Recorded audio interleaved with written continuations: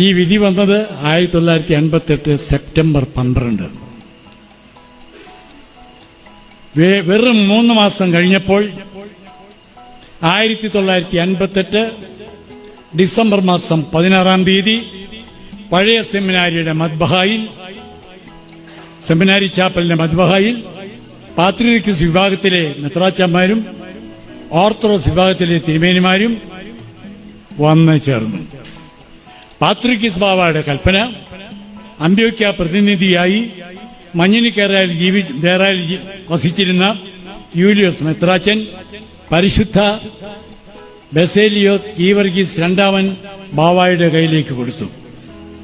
പാത്രിയർക്കീസ് ബാവയെ അംഗീകരിക്കുന്ന കൽപ്പന പരിശുദ്ധ കാതോലിക്ക ബാവ അദ്ദേഹത്തിന്റെ കയ്യിലും തിരിച്ചു കൊടുത്തു. പ്രിയപ്പെട്ടവരെ, വളരെ കാലത്തോളം വഴക്കടിച്ചു നിന്ന സഭ കത്തിച്ചുവെച്ച മെഴുതിരികൾക്ക് മുമ്പിൽ നടത്തിയ പ്രാർത്ഥനയെ തുടർന്ന് സമാധാന കൽപ്പനകൾ കൈമാറി അന്യോന്യം യോജിച്ചു. മനോരമ ഏറ്റവും വലിയ അക്ഷരത്തിൽ മലങ്കര സഭയിലെ സമാധാനത്തെക്കുറിച്ച് അടിച്ച പത്രം ഇന്നും എന്റെ കണ്ണിന് മുമ്പിൽ കൂടി കടന്നുപോകുന്നവരെ തോന്നുന്നു.